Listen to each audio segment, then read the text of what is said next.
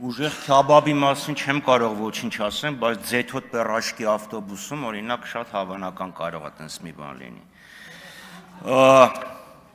Հա մենք մեր դարդը չենք լացում, մենք ընտրությունների դարդն ենք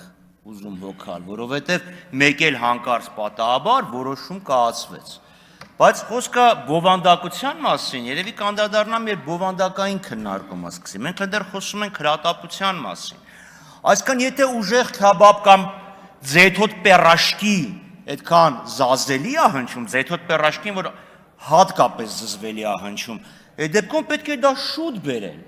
Ոչ թե նրանից հետո սկսեցին ձեթոտ պերաշկի ուտել ավտոբուսի մեջ առանց անձեռոցիկի։ Լավ, այսինքն ակնհայտ է, չէ՞ որ հենց ինչ-որ մի բան առաջացավ, որոշեցիք փագե այդ տարբերակը։ Խոսքը դրան է վերաբերում, ոչ թե որովհետև մեկը քյաբաբ չի ուտում, մյուսի համար էլ ձեթոտ պերաշկին է տաճ։ Բայց Տիկին Վարդանյան, այո, սա փնթի, խայտառակ, զզվելի աշխատաոճ է, ոչ պրոֆեսիոնալ կառավարության կողմից։ Եթե ձեր տրամաբանությամբ առաջնորդվենք, կառավարությունը հարցման ձևով քվեարկության տարբերակ ունի։ Դե որ նախարարությունը հենց բանաձևը կառավարության որոշման նախագիծ ունի, թող դնի հարցման ձևով շրջանառի, դրական պատասխանը ստանա ազգային ժողովն է պերմանենտ կաշխատի։ Թող տես լինի, դուք դա եք առաջարկում, ասում եք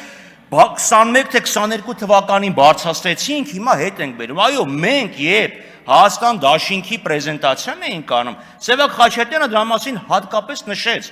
որ ջերմոցների համար շինթույլտվության գումարը սարսափելի թանկ է, սարսափելի բարձր է, լավ է որ կառավարությունը հասկացավ, ընդունեց այդ քննադատությունը, բայց վատ է որ այսքան ձգեց, որովհետև Սևակ Խաչատրյանը դրա մասին խոսած մարտի 16-ին, մարտի 17-ին ասա շուրջ արդեն աշխատանքները պետք է լինեին, որ նախորդ քարորյային սա ընդունվեր, մին են գափոխեք իմ խոսքերը։ Պարոն Խաչատրյան, բայց պերաշկի անուն չկա որքանով ես գիտեմ, չէ՞, մենք անուններ ենք։ Չէ, բայց ստյոպի մասը բաց եք թողում, ստյոպի մասը բաց եք թողում, ու որ ՍՊԸ-ն կարա Ռուսաստանում գրանցված լինի, էդ էլ եք բաց թողում։